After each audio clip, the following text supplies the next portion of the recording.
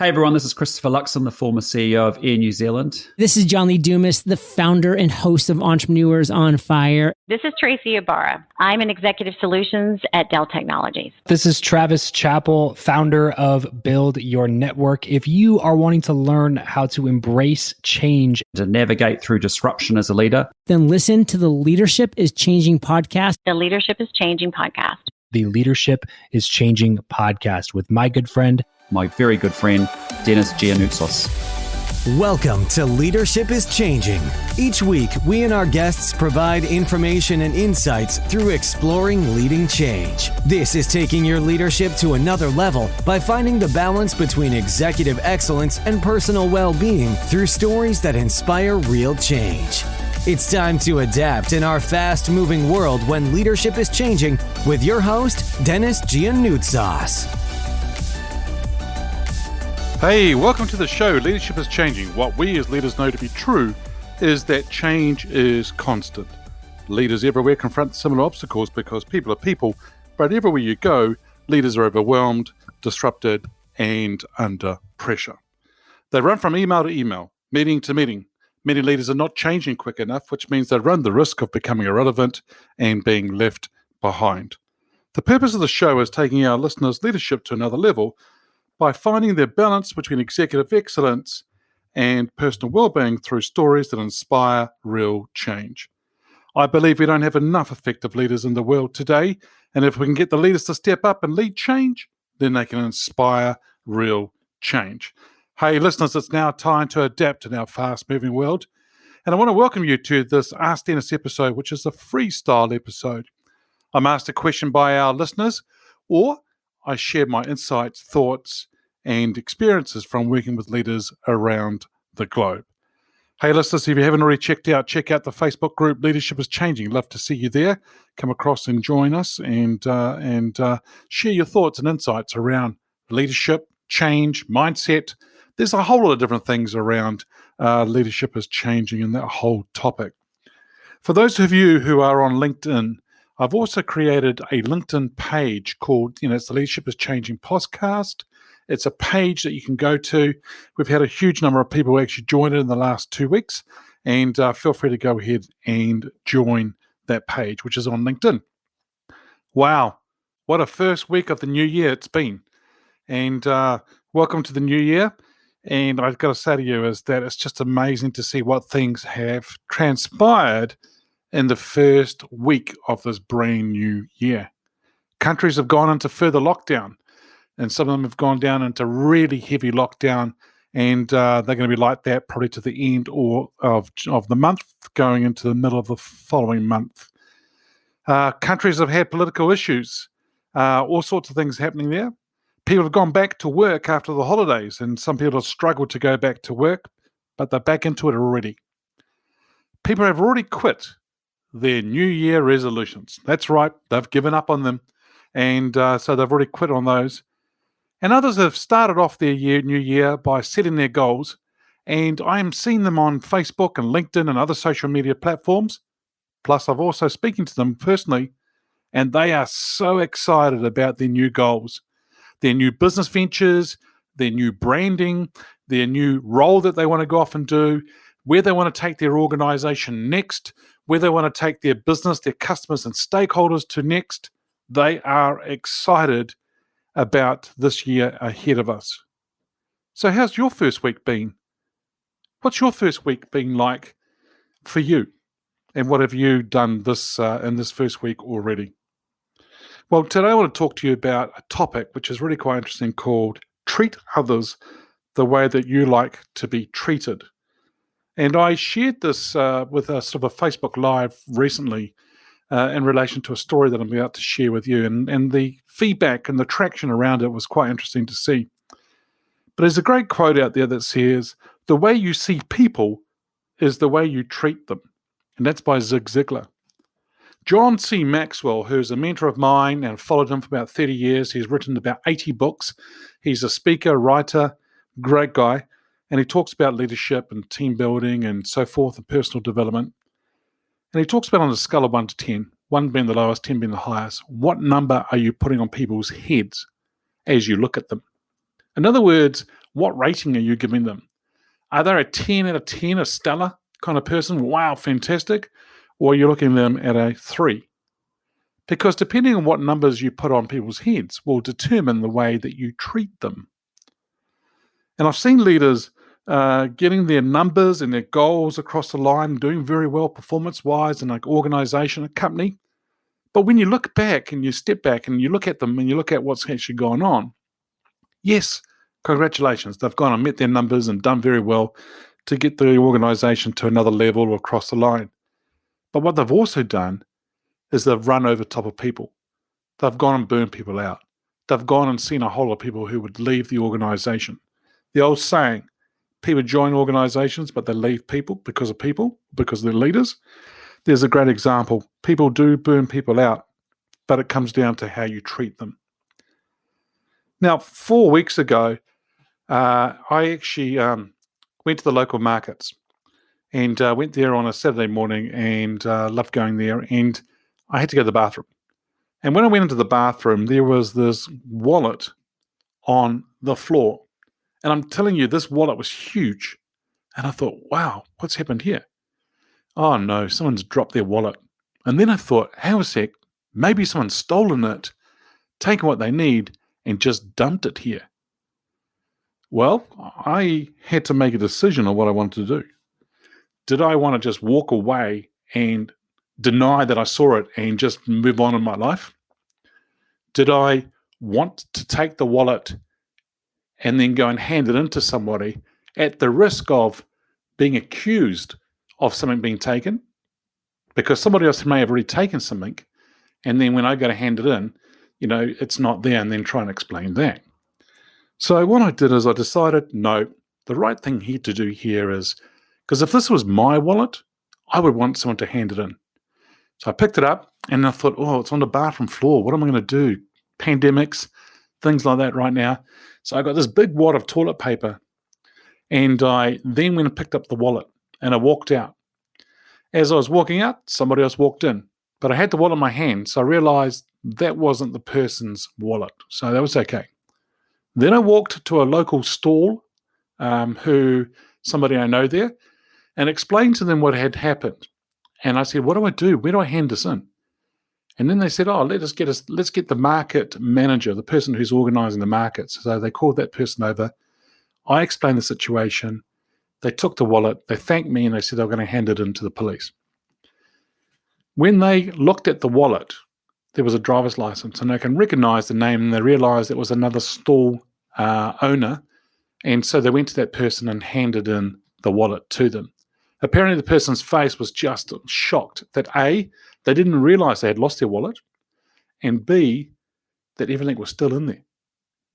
And so they were so thankful and they really wanted to meet me who handed it in, but I had already gone and left. About 2 weeks later, I'll go back to that stall and the guy there says to me, oh, hey, Dennis, the manager of the markets wants to find you and see you because they want to introduce you to the persons who lost their wallet because they want to say thank you. And then the manager of the market saw me and she says, look, I don't know if you want to see them or whatever. And I said, yeah, I'm happy to go and say hello. So I went and said hello. And the person was so excited and happy and thanked me and shook my hand. They then wanted to give me a gift to say thank you. And I said, thanks, but you don't have to do that. I didn't do it to get a gift or to be thanked like that. I mean, I did what I did. And they were very happy that it did turn out that way. And the thing here was that they did give me a gift, which is very precious and very nice of them. And so if I was to lose my wallet, I would hope somebody else did that for me. I'm sure you're the same too. If something happened to you, you would want people to treat you the way that you would treat them. See, a lot of this comes down to leadership. It comes down to the character of the person. So character is how you treat those who can do nothing for you. Now, this person can't do anything for me, but it was their wallet. It was their livelihood. It was probably had credit cards and money, cash probably in there. I don't know. But the important thing here was it would be the inconvenience for them to try and cancel everything. Also understanding or knowing where it is. Identity fraud, all sorts of things happen nowadays. And so by handing that in, it was really important for them. And I've seen where certain leaders in the world will talk to people at all different levels of the organization. I get asked all the time, Dennis, how come you speak to so-and-so in the organization and these other people? Well, I speak to everyone at all levels. I'll start with the CEO and I'll go down all the different levels within the organization. I'll speak to the cleaners. I'll speak to the cafe people. I'll speak to everybody. Why? Because I want to treat them as human beings, treat them as they are. And that's the thing that's really, really important, that we do treat everybody, because if you treat them the way that you want to be treated, then they're going to treat you back nicely. And so I think it comes down to servanthood. I think it comes down to integrity and honesty. And it also comes down to being a decisive leader and making decisions. So I had to make a decision quickly about that wallet, but also how I wanted to treat that person that I didn't even know. And so servanthood is really important. We're out there to serve others. It's not about you as a leader. It's about how you can serve others. Second thing is your integrity and honesty is really important as a leader. How do you stand up and what do you say and do is really important. That integrity, that honesty plays a huge amount. That's the character of the person, of the leader. The third thing is your words and your actions matter. They're very powerful. What you say and how you say it plays a massive part in that. And that plays in all levels of leadership and all levels in life. Whatever you say and do really plays on you. I have a good friend of mine who put a post on Facebook or on social media this week, and he talked about at times how he might be treated by others, or at times how he may actually think about himself and where things are at and feels vulnerable at times, but also he was just having an honest conversation with people. The traction that he got on that post was amazing, because a lot of people think like that or feel like that. And so how do we treat other people is really, really important in what we do, because words and actions are powerful indeed. I interviewed recently a guy called John Lee Dumas on my podcast. He's a podcaster. He is one of the top ones in the world. It's called Entrepreneurs on Fire. And he talked about people want to be led by people. They don't want to be led by a title. They want to be led by a person. They want that person to treat them as a person. They want the person to sit there and listen to them, so then they're heard. They want to feel like they've been heard. Not just having lip service played to them or paid to them. They want to feel like they've been heard. So leadership is huge, team. Character, servanthood, integrity, honesty, and words and actions are powerful things as well. But as a leader, you need to be decisive and make sure you make decisions. Even if we think about social media, as I said before, how do you treat others on social media? I've seen over the last few years a lot of people actually having go at other people on social media, people that I've never met face to face, people that I never understand or know very well. And so social media is a great tool, but also can cause problems as well. Be very careful in how we actually treat people when we're on social media for sure. Networking. This is an interesting one here, in particular the way that we treat people and how do you treat others. You see, for a lot of people, it's only about them. They're the number one. And so they'll use their networks, and there's a key word, use their networks to get things that they want. So how do you approach people in your network? How often do you approach them? Do you go like a little dog with their tongue hanging out, looking for the bone? Or do you go in there to actually build relationships? And I mean quality relationships. Relationships that are going to be for a long term, not just a short term. There'll be some relationships that people come into your field for a while and then move on to go do something else. That's great. But when they are there with you, make it an awesome relationship. And one thing I always want to make sure I do, and that is, and this is what mentors of mine have always said over the years of my career, always make sure that people leave you feeling better than when they first came to you. So leave them with positive thoughts, always encourage them, build them up in an authentic way to help them where they want to go and what they do. Build a network, but build a network of relationships that are key, that add value to the other person from you. Treat them the way that you want to be treated, and it will come back to you as well. But what about your team? How do you handle your team, your customers, your stakeholders? What do you do with them, and how do you treat them on a daily basis in a meeting, in a one-on-one conversation.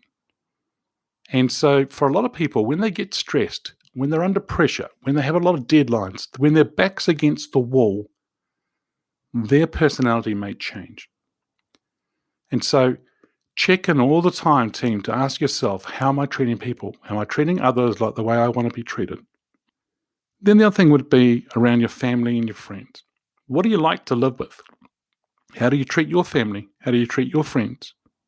Are you treating them the way that you want to be treated? Because you see, if you don't actually treat people well, it's going to come back and bite you. Yeah, some people call the word karma, they call it karma. I just think that if you are doing something and you don't have a lot of people around you, you might need to ask yourself a question, what's going on and how come I don't have people with me? See, people that you take for granted today could be the people that you need tomorrow. A number of times I've said to people in a workshop that the person sitting in the room today could be your future boss.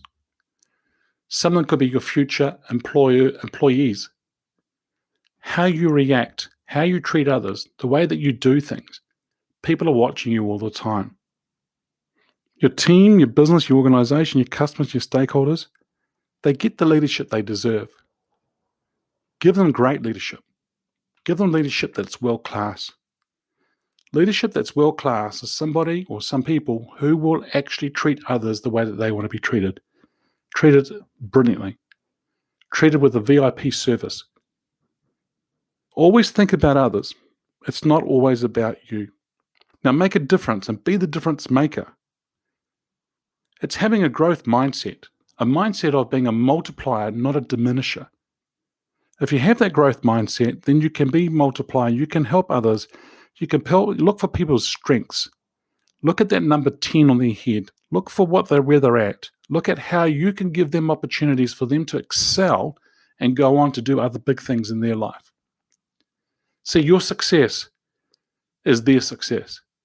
People in your team, in your organization, if they go off and become successful because the way that you treat them, that they feel great, that they feel like they want to go and do more, it's because it comes down to how we treat them. If we're pulling them down all the time and we're not treating them well, they're going to leave. They'll vote with their feet. And so make sure that we're always doing that. The biggest way that I always look at doing it is put yourself in their shoes. If you put yourself into their shoes and you think about where they're coming from and then how they might think about things or take things on board, that's really key. But then on the decisive side, this is what I'm going to say to you as well. That you don't want to sit back and go, I can't say that, or don't want to do that because you feel like you may offend a lot of people. There are things that you're going to do as a leader that will offend others. But if your messaging is consistent, if your messaging and the way that you treat others is consistent, then what people will know is that they understand who you are and where you're coming from. This is the final thing I'll say to you, team. The power of words and actions matter. Choose wisely. Team, go into the Facebook group and check out Leadership is Changing. Go to LinkedIn and look out for the page, Leadership is Changing. That's the podcast one. And I love to see you in those different groups and those different areas as well. What we as leaders know to be true is that change is constant. Change is incredibly scary, especially with the unknown and the unfamiliar territory. It's time to adapt in our fast-moving world when leadership is changing. Look out for the episodes as they're being released. Download them, have a listen, put a review and a rating, share them with your friends, your family, your network. If there's any feedback you'd like to give me on the show about the show, or if there's a question you'd like me to ask my guests as I interview them, or if you have a question for me on the Ask Denis episode, then feel free to send me an email, dennis@leadingchangepartners.com. Hey listeners, it's always a pleasure to be with you. Thanks for joining me on today's session, and we'll talk again soon. Until next time, bye for now. Thank you for listening to this episode of Leadership is Changing with your host, Denis Giannoutsas. Each week, we and our guests provide information and insights through exploring leading change, inspiring executives and leaders to adapt and lead a bigger game in a fast-moving world.